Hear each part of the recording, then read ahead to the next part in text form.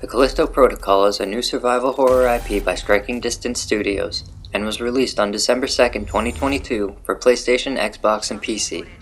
Set on the dead planet Callisto, you play as Jacob Lee, a cargo pilot transporting supplies from Callisto to the planet Europa when you crash land back on the titular planet. You're then apprehended and thrown into Black Iron Prison, which is located on Callisto, when an outbreak occurs, turning people into mutated creatures, and your fight for survival begins.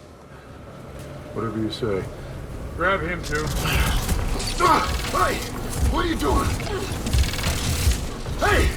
I didn't do anything!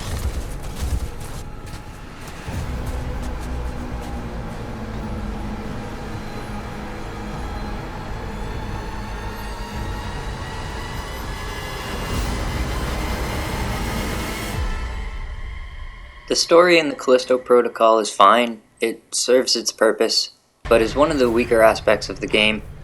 It switches focus halfway through, and nothing you do is self-motivated. You spend the entire game just following along with whatever someone tells you. This is embodied by two NPCs that we meet along the way.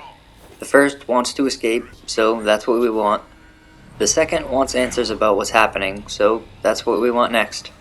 It's pretty generic, but luckily that's not really the main reason to play this game. That would be the combat, which is one of the stronger aspects of the game.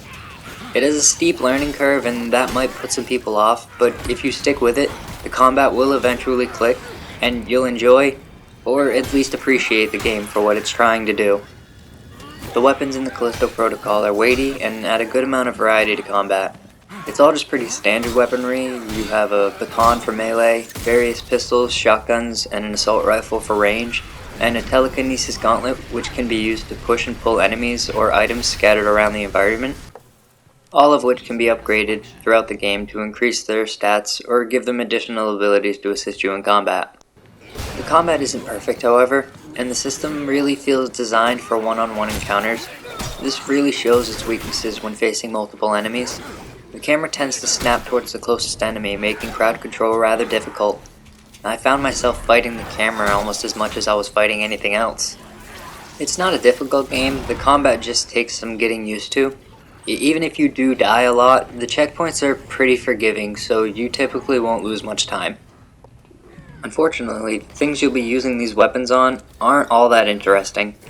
The game has minimal enemy variety, all being very humanoid in appearance and sharing a similar attack pattern. There may be one or two standout enemies, but these are usually bosses and you'll meet them in scripted encounters.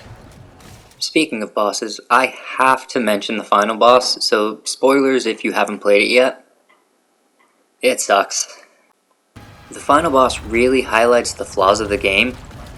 You heal so slowly that there isn't really a chance to heal during combat, as the animation that plays out takes way too long, and enemies are just too fast and tend to close whatever distance you may have put between you. It also gets painfully repetitive as the boss only has two attacks, and once you figure out how to exploit his AI, it really becomes one attack. Given the simplicity of the combat system, I can see why it was designed like this. I just don't think it was executed very well. Overall, the Callisto Protocol is disappointing. It revels in the brutality and gore, which are definitely the strongest aspects of the game. However, things like story and characters take a step back because of this focus.